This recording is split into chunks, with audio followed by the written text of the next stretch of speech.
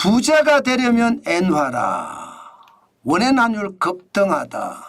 이게 무슨 말일까요? 일단 말입니다. 이거를 먼저 한번 보시죠. 예. 히미노 로조 일본은행 보총재입니다. 무슨 말을 했느냐? 물가 목표 달성하면 금융 완화 목표를 조정할 것 이렇게 이야기했습니다. 이 말은 살짝만 뒤집어 보면 물가 목표를 달성 못하면요. 그러면 금융 완화 목표를 조정할 것이 아니라 금융 긴축으로 더 간다는 이야기가 되는 거잖아요. 말이 어렵죠. 쉽게 말하면 금리 인상 기조는 앞으로도 계속 가겠다 이거예요. 물가 목표가 달성하지 않으면. 실제로 일본은요. 지금 물가 목표를 달성하기가 쉽지 않습니다. 진짜 쉽지 않아요. 왜냐하면 7월에 소비자 물가 지수를 보면 2.8%예요. 5월, 6월, 7월 전부 2.8%입니다. 일본이 소비자 물가가 2.8%라는 건 여러분 굉장히 높은 숫자예요. 우리가 상상하는 것보다 훨씬 높은 숫자입니다. 일본은 1990년대 이후로 말입니다. 물가가 아주 찔끔찔끔 올랐어요. 2020년 1월에 보면 0.7% 오르죠. 이렇게 올랐어요. 오히려 어떨 때는 물가가 떨어집니다. 마이너스로 내려갈 때도 있었습니다. 물론 코로나 때 12월에 마이너스 1.2%까지 내려갔지만 일본은 그전에도 90년 이후에 저성장의 저물가가 계속되면서 일본식 불황이라고 하는 디플레이션 최악이었거든요. 그런 상황에서 생각을 해보면 지금의 2.8% 소비자 물가는 충격적이에요. 충격적이에요. 물론 2023년 1월에 4.3% 더 심하고요.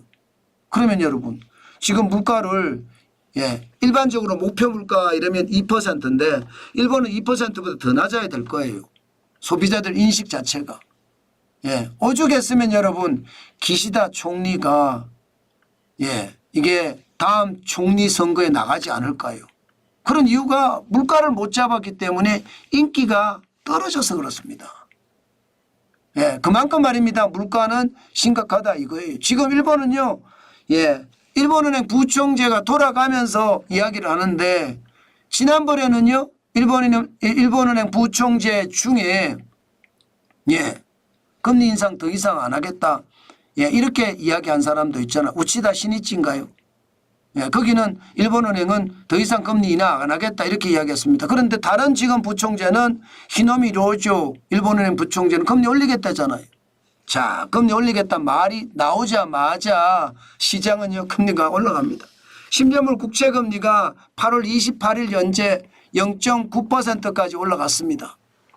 지난 8월 쇼크 때 0.768까지 떨어졌던 일본 10년물 국채금리가 0.9%까지 올라갔다는 뜻입니다. 일반적으로 10년물 국채금리는 시장 벤치마크 금리입니다. 금리를 올린다는 이야기예요. 금리를 올린다.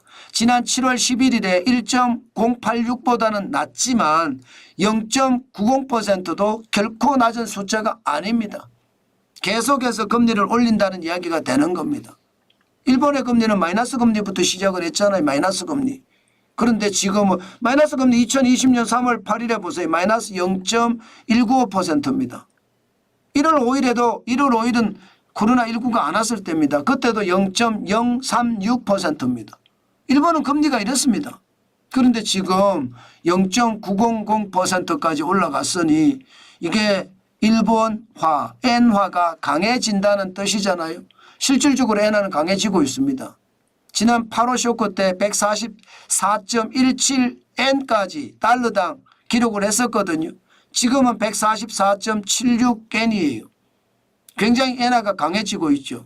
엔달러가 강해진다는 것은 그만큼 엔화가 강해진다.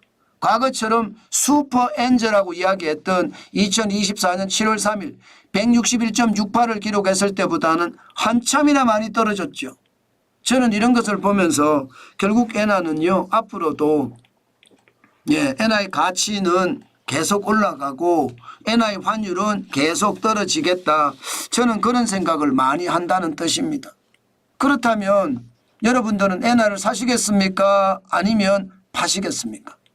일단 시장은 그렇게 생각을 합니다. 지난 7월 10일에 855.17엔까지도 떨어졌었으니까 지금 뭐 앞으로 더 지켜보자 하는 사람들이 많고요. 지난 8월 6일 8호 쇼크를 지나면서 952.21을 기록을 했거든요. 아마 그때 많이 파신 분들도 있어요. 그러나 최근에 들어서서 8월 19일에 908.23까지 떨어졌을 때도 있고요.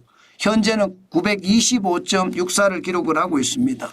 기본적으로는 부자가 되려면 엔화를 모아라 하는 이야기가 여전히 시장에는 어울린다는 이야기입니다. 아마 시장에는 앞으로도 그럴 겁니다. 앞으로도 일본은요. 기본적으로 부채가 많아서 부담이 되는 거 맞아요. 부채가 많아서 부담이 안 된다. 예, 금리 올리는 게 부담이 안 된다. 이 말은 거짓말이 맞아요. 예, 저는 무조건 상관없습니다. 부채가 많아도 물가를 못 잡으면 아니 기시다 총리가 뭐 사실상 물러나는 거잖아요. 사실상 물러나는 게 국민한테 인기가 없으니까 그것을 감안을 하면 여러분 결국 말입니다. 결국 물가가 예 권력을 좌우한다 이렇게 해도 과언이 아니거든요. 물가 잡는 게 최우선입니다. 물가 잡는 게. 그러려고 그러면 금리 올리는 방법 외에 뭐 또 다른 방법이 있을까요? 예, 금리 올리는 방법 외에 저는 크게 다른 방법이 없을 것 같아요. 예, 결국은 일본은요 어떤 식이든 금리를 또 올릴 거고 그러면 원엔 환율은 점점 더 올라가겠죠. 엔화가 강세가 계속 될 거니까. 예, 엔화가 강세가 될 거니까. 그러니까 급하게 시장을 보고 내가 그냥 어떻게 하겠다 생각을 하지 마시고 시장을 계속 지속적으로 보고 시장을 엉덩이가 무겁게 대응하는 거 저는 반드시 필요하다고 생각합니다. 이게 엉덩이가 무겁지 않고 조변석계하다고 해야 되나요? 엉덩이가 가벼우면 그만큼 말입니다. 저는 투자에서는 손해보는 경우가 많다고 생각을 합니다. 꾸준하게 저는 그럴 겁니다. 엔화를 앞으로도 많이는 아니지만 꾸준하게 예, 기본적으로 저는 900원 밑으로 떨어지면 사겠다는 그런 생각을 가지고 있지만 예, 어쨌든 앞으로도 계속 움직이겠다 그런 말씀 여러분에게 반드시 드리겠습니다.